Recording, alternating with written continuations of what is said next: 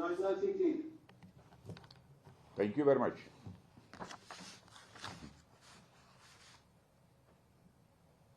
Thank you. Welcome, sir. Welcome to the Capio.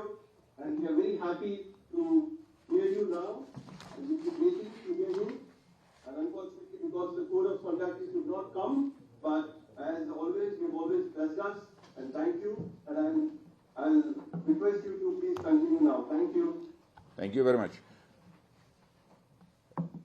उत्तर प्रदेश के deputy chief minister Shri Brajesh ji Pathak, Rajya Sabha सांसद Shri Sudhanshu Trivedi, doctor Mayank Somani, MD and CEO Apollo hospital Lucknow, doctor Anupam Sibal, GAPIO के former president, doctor Nand Kumar Jayaram, president GAPIO, doctor Rohini Sridhar, secretary general GAPIO, doctor Ramesh Mehta, former president GAPIO, doctor Ajay Kumar, director medical services Apollo Medics hospital Lucknow, doctor Sudhir Pareek, vice president GAPIO, और लखनऊ में इसमें मौजूद सभी हमारे respected doctors, देवियों और सज्जनों, यो मीडिया के मित्रों, आज global association of physician of Indian origin यानी गापियो द्वारा आयोजित इस कार्यक्रम से जुड़कर मुझे बेहद प्रसन्नता हो रही है। मेरी बहुत इच्छा थी कि मैं आप सभी के बीच फिजिकली उपस्थित हूं, पर अनेक व्यस्तताओं के कारण मैं वहां उपस्थित नहीं हो सका और आप सभी से वर्चुअली मैं मुखातिब हो रहा हूं। मैं गोपीए के प्रेसिडेंट डॉक्टर नंद कुमार जयराम जी को तथा Apollo medics super speciality hospital Lucknow के सीईओ डॉक्टर मयंक सोमानी जी को मुझे यहां आमंत्रित करने के लिए मैं विशेष रूप से धन्यवाद देता हूं।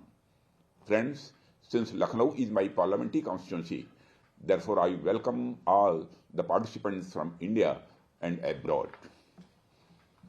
साथियों, डॉक्टर्स को हमारे यहाँ ईश्वर का दूसरा रूप कहा जाता है। ऐसा माना जाता है कि बीमारियों से हमारी रक्षा कर रहे डॉक्टर्स इस धरती पर ईश्वर के साक्षात प्रतिनिधि हैं। दिन रात की चिंता किए बिना जिस तरह से आप लोग रोगियों के उपचार में लगे रहते हैं, वह समाज के प्रति आपकी कमिटमेंट को दर्शाता है। मैं लगभग आधी शताब्दी से राजनीतिक जीवन में हूं। मेरा जीवन भी समाज को समर्पित रहा है, इसलिए मैं आपके इस सुख को अनुभव कर सकता हूं जो सुख आपको समाज की सेवा से मिलता है।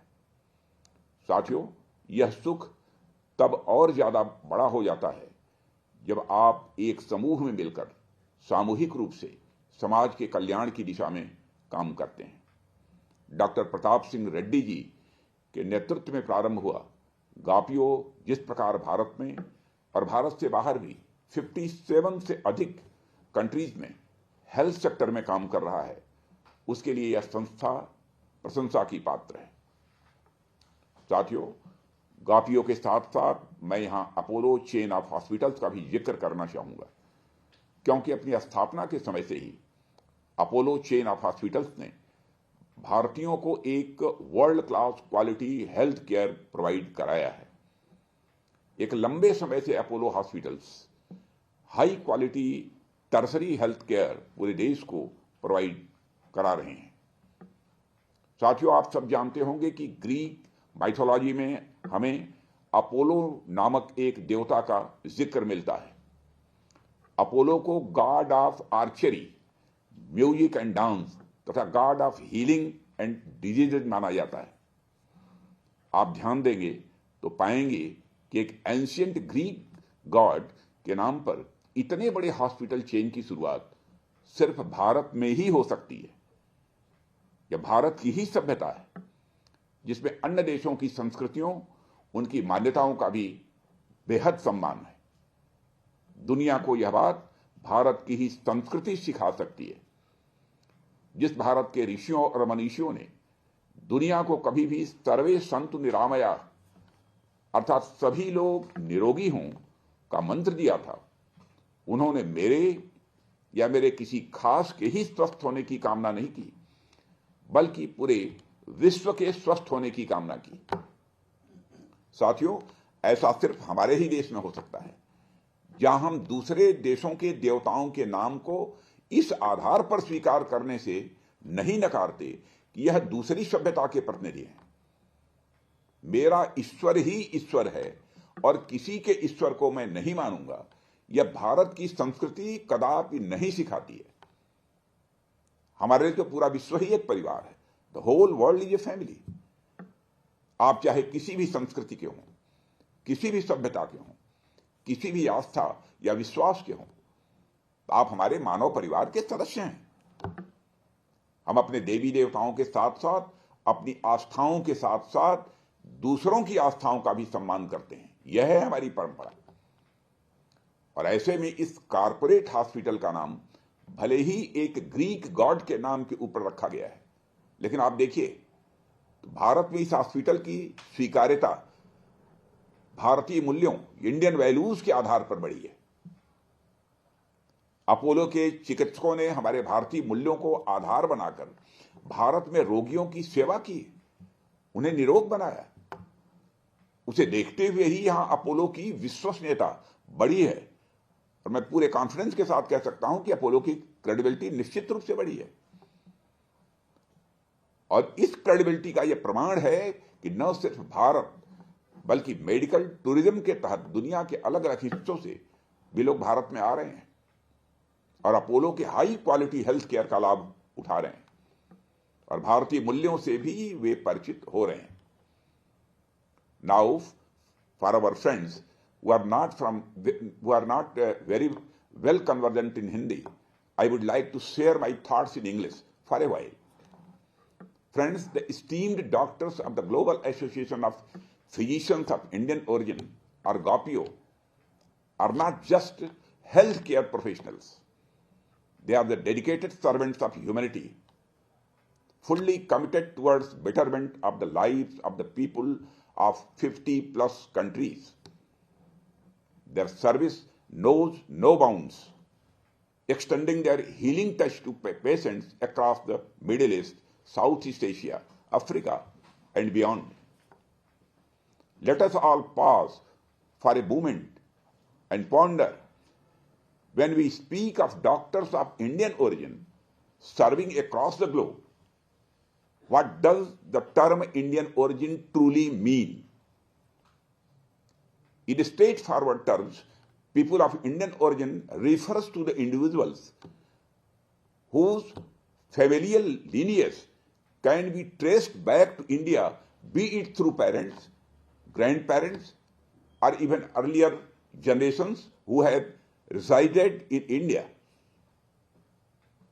However, friends, the scope of Indian origin extends far beyond mere lineage. It transcends boundaries to incorporate a broader perspective of life. Embracing Indian roots entails embracing the timeless values, beliefs, and ideals that have shaped our national identity. Our Indian values inspire us to regard the world as one global family. As I mentioned earlier, we revere the deities of diverse civilizations. Each one of you, diligently serving in various countries, exemplifies our ancient ethos by embracing people of other nations as your own. These are the Indian values deeply ingrained into our conduct and character. And there are celebrated Indian values like universalism, tolerance, and humanism that serve as a source of inspiration for all of us. But there is one which is particularly pertinent to our gathering today and especially relevant from the perspective of doctors. It is the principle of embracing a holistic perspective, of perceiving things in their entirely and appreciating their comprehensive essence. Friends, allow me to illustrate this concept with a few examples. Consider the conservation efforts aimed at preserving endangered species worldwide. It is not merely about safeguarding a particular species in isolation. Rather, it involves protecting the entire ecosystem. Take tiger conservation. For instance, it is not sufficient to focus solely on saving the tiger. We must also ensure the preservation of its habitat as well as its food chain. Only through such comprehensive measures can we maintain the delicate balance of the requisite ecosystem, which in turn can support tiger population. Likewise, this holistic approach is evident in the examination of a nation's development. Achieving economic prosperity is not solely a matter of bolstering GDP figures, which is definitely important, but not everything. Meaningful and sustainable development necessitates a multifaceted strategy. We must combat poverty, diminish inequality, enhance overall quality of life, and prioritize health care and education. Even cultural preservation is integral to the overall development of society, centered on a comprehensive vision of human well-being. Only by attending to these multiple dimensions can we truly realize the vision of holistic social and economic development. Friends, in essence, every complex task demands a comprehensive perspective. Even amidst apparent contradictions, a delicate equilibrium must be maintained. This holistic outlook is particularly vital for medical professionals like yourselves. Consider the intricate balance within the human body where different biochemicals, despite their occasional contradictory functions, collaborate to ensure our well-being. The sodium and potassium, for instance, both vital in precise quantities, too little or too much of either can lead to ailments. Hence, embracing a holistic approach to human wellness is imperative in your practice. This is exactly what is integral to our traditional thought and way of life, equilibrium and harmony, as well as viewing things with a comprehensive perspective. Now, if you please allow me, let me go back to speaking in Hindi. आमतौर पर ऐसा माना जाता है कि आपको कोई रोग है, आप बीमार हैं और आपके रोग का उपचार कर दिया जाए तो यह मान लिया जाता है कि आप अब स्वस्थ हो गए हैं। लेकिन जब हम भारतीय चिकित्सा प्रणाली की ओर ध्यान देते हैं, जब हम भगवान धन्वंतरी, आचार्य चरक और आचार्य सुश्रुत की परंपरा को देखते हैं, तो हम पाते हैं कि उनकी चिकित्सा व्यवस्था मूल रूप से भारतीय चिंतन को प्रतिबिंबित करती है, रिफ्लेक्ट करती है। भारतीय चिंतन परंपरा चीजों को समग्रता में देखती है, कंप्रेहेंसिव वे में देखती है। हम धर्म, अर्थ, काम, मोक्ष सबकी दृष्टि से विचार करते हैं। हमारी चिंतन परंपरा में भौतिक सुख के साथ साथ आध्यात्मिक सुख भी समान रूप से महत्वपूर्ण है। और हमारी यही चिंतन परंपरा हमारे स्वास्थ्य की जो फिलॉसफी है, उस फिलॉसफी में भी हमको देखने को मिलती है। हमारे यहां प्राचीन वैद्य, आचार आदि केवल बीमारी ठीक कर देने को स्वस्थ होना नहीं मानते थे, बल्कि वह स्वास्थ्य को समग्रता में देखते थे। वे सिर्फ शारीरिक स्वास्थ्य नहीं, बल्कि मानसिक स्वास्थ्य, आध्यात्मिक स्वास्थ्य को भी स्वास्थ्य की डेफिनेशन में शामिल करते थे। और आज तो भारतीय स्वास्थ्य दर्शन में जो स्वास्थ्य की, जो हेल्थ की परिभाषा है, उसे वर्ल्ड हेल्थ ऑर्गेनाइजेशन भी स्वीकार करता है। वर्ल्ड हेल्थ ऑर्गेनाइजेशन की स्वास्थ्य की परिभाषा जब आप देखेंगे तो उसमें वर्ल्ड हेल्थ ऑर्गेनाइजेशन साफ तौर पर कहता है, health is a state of complete physical, mental and social wellbeing and not merely the absence of disease or infirmity. इसलिए मैं चाहूंगा कि आप लोग जब दुनिया के अलग अलग हिस्सों में जाकर इंडियन वैल्यूज का प्रतिनिधित्व करें, तो आप हमारे चिकित्सा मूल्य और हमारे जीवन मूल्यों को भी का भी प्रतिनिधित्व करें। यह हमारी आपसे अपेक्षा है। आप लोग देश दुनिया के अलग अलग हिस्सों में जाकर रोगियों का इलाज करते हैं। कोई व्यक्ति यदि आपके पास बीमार होकर आता है तो आप उसके शारीरिक और मानसिक रोगों को दूर करते हैं। यह तो आपका कर्तव्य है ही, लेकिन इसके साथ साथ मैं जो बात आपसे कहना चाहता हूं वह यह है कि आपकी दवाइयां रोगी के शारीरिक और मानसिक स्वास्थ्य को ठीक करें और आपका आचरण, आपका चरित्र तथा आपका व्यवहार ऐसा हो कि वह एक बेहतर समाज की स्थापना की दिशा में काम करे। साथियों, जैसा कि मैंने प्रारंभ में ही जिक्र किया, आपको हमारे समाज में ईश्वर का प्रतिनिधि माना जाता है। हमारे यहां ईश्वर का काम सिर्फ प्राण दान देना नहीं है, सिर्फ प्राणों की रक्षा करना ही काम, यह काम ईश्वर का नहीं है, बल्कि ईश्वर हमें जीवन जीने की वैल्यूज भी सिखाते हैं। ठीक वही रोल आपको भी निभाना होगा। आपकी दवाइयां हमारे प्राणों की रक्षा करें, रोग से हमारे शरीर की रक्षा करें, लेकिन आपका जो चरित्र है, आपके जो आचरण है, कंडक्ट है, बिहेवियर है, वो अपनी ईमानदारी से, वो अपनी सच्चाई से और अपनी सेवा परायणता से समाज में सकारात्मक मूल्यों को बढ़ावा दे, ऐसी मेरी कामना है, ऐसी मेरी इच्छा है।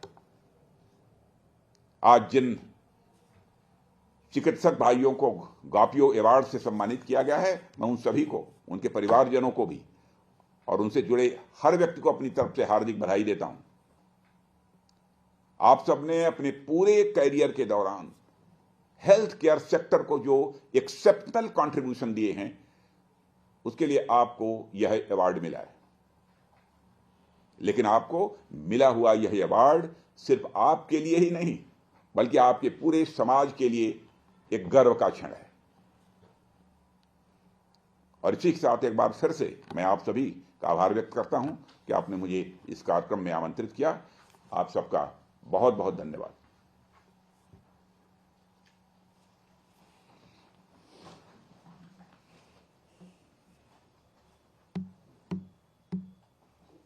I'm going to request Dr. Nayak Sawani to please and thank our respected chief guest for the final blessings. Again, thank you so much, Raja Singh ji. It has been always a blessing. Whenever you speak, it's so dynamic and so nice to hear you. And last time when you were with us for 5 years, we did so well in the hospital and for healthcare and for the patients. And this is again a shot in the arm.